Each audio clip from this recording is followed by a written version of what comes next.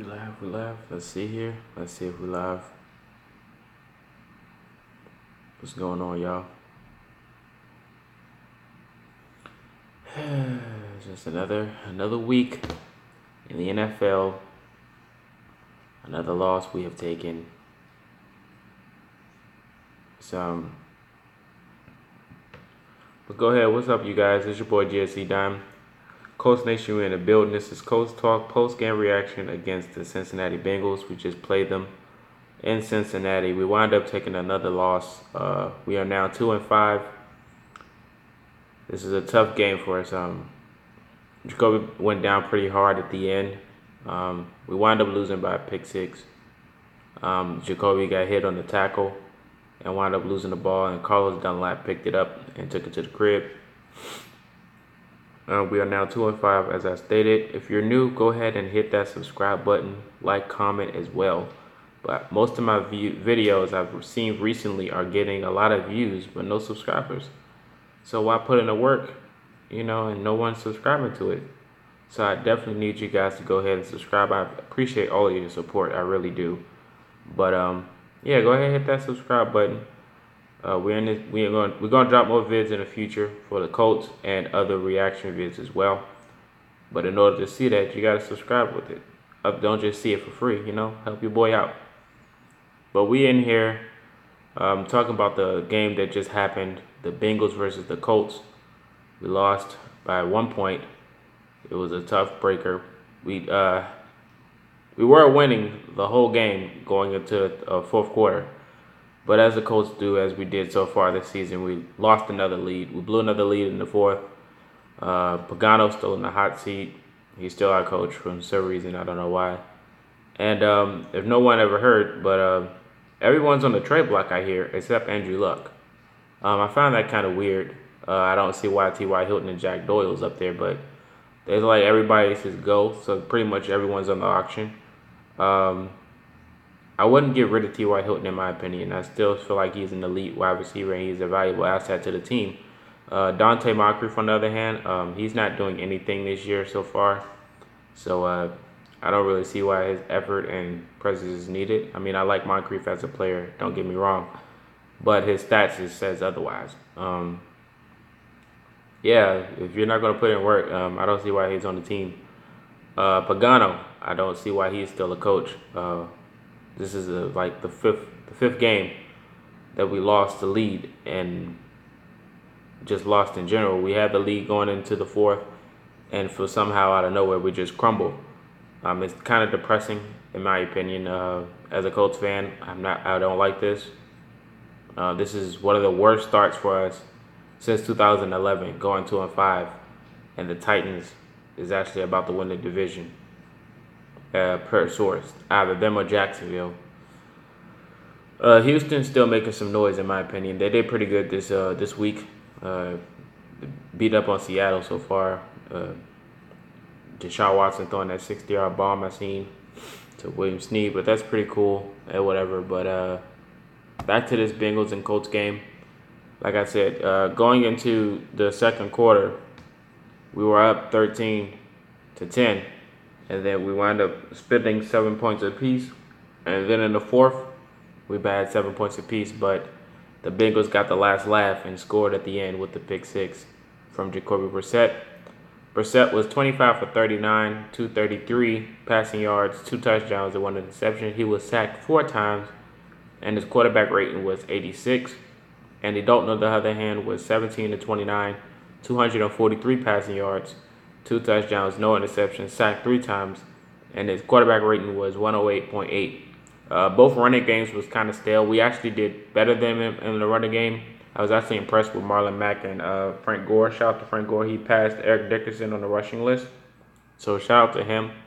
82 yards rushing with 16 carries. Marlon Mack had 11 carries with 27 rushing yards. The longest for Frank Gore was 15. Shout out to him again for passing Dickerson's record. The rushing yards for the Bengals was 58 total. Nobody can get the ball off really, which is actually a pretty good sight on our defense, shutting them down in the run game. And shout out to Jack Doyle. Jack Doyle is always doing his thing on the offensive side.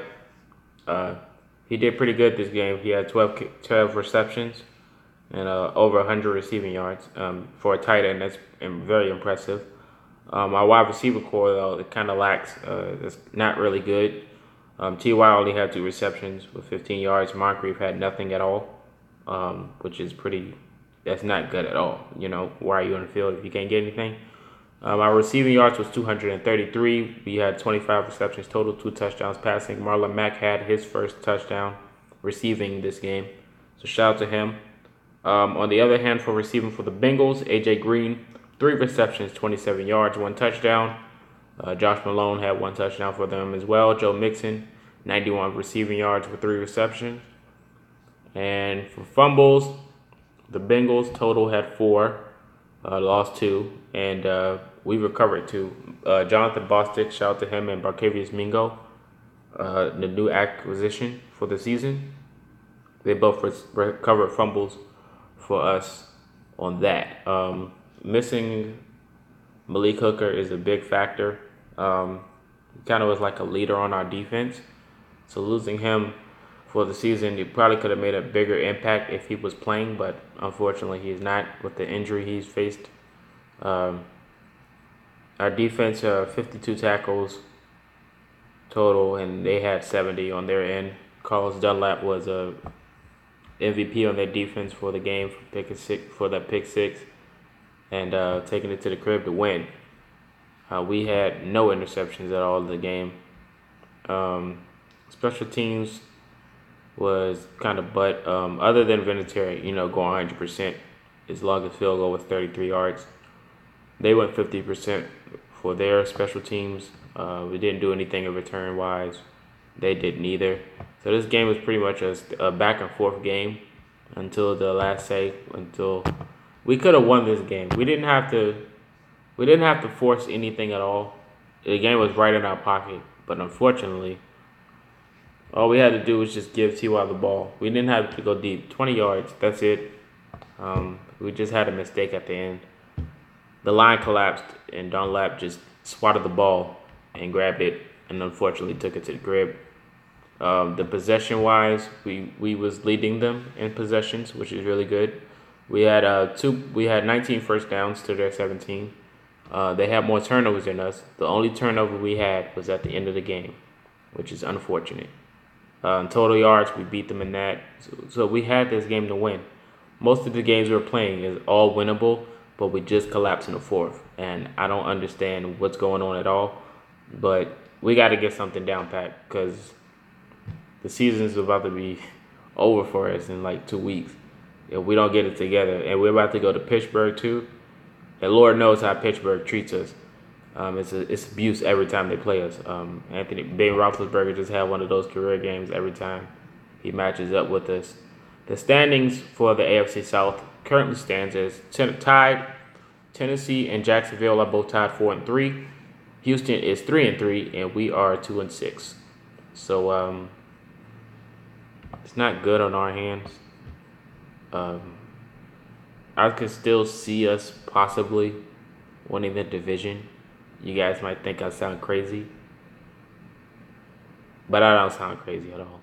We can still get this. These teams, Jacksonville's on a losing streak. Tennessee, I can see them losing about 5 more games. Five. And we, other than Pittsburgh, can still have a chance. Pittsburgh's 5-2. Don't get me wrong. Pittsburgh's 5-2. But other than them, I can definitely see us winning some games. We might shock Pittsburgh. I hope so. But that's in the future. We don't play them yet. I'm just going to go ahead and see if someone's commenting in the comment section. Houston tied 14-14. Texans up 7.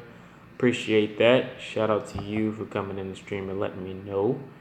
Yeah, they're up 21-14 in the second quarter. I see Seattle ball 3rd-3. But other than that, I'm going to go ahead and look at this for a second. Just a couple of mentions, a couple of tweets and stuff I've seen while the game was progressing. I always stay up with the Colts news. Colts insiders, they kind of have some funny tweets and stuff, so I'm just going to pull them up for a sec. Oh, here it is from Zach Keffer. He said, "Here's where I remind you, the Colts have allowed 41 passes of 20 yards or more this season. That's 10 more than any team in football. That's pretty embarrassing on our half.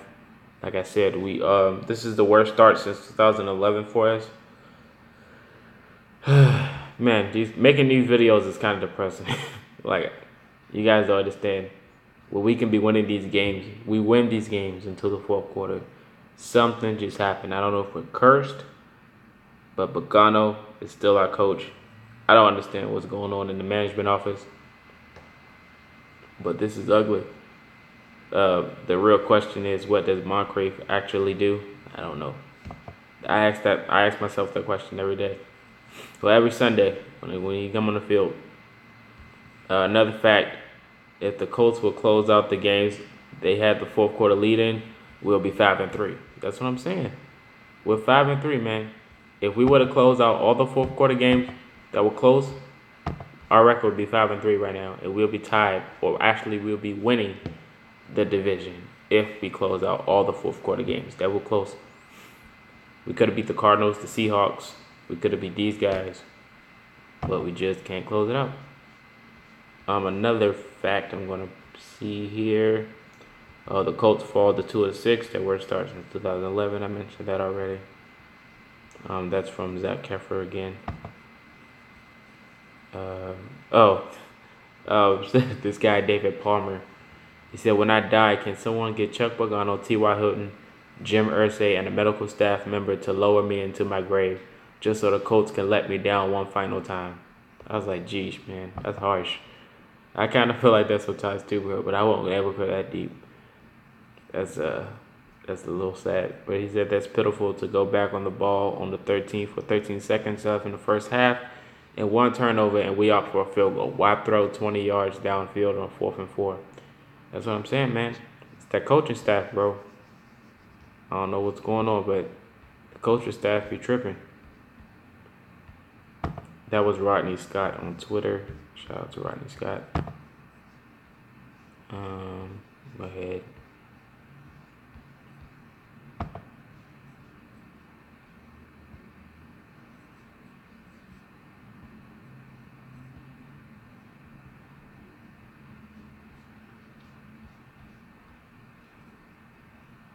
It's, even when the Colts play good, they still have one bonehead play, pick six, that blows the entire game. Now they're 2-6. That's what I'm saying. There's always something in the fourth quarter that messes us up when we have the lead. It's perfect too. We just have everything clicking. Oh, shout out to Basham. He got his first sack this game too. Terry Basham. He's a rookie. He got his first sack. Terrell Basham. So shout out to him for getting his first sack.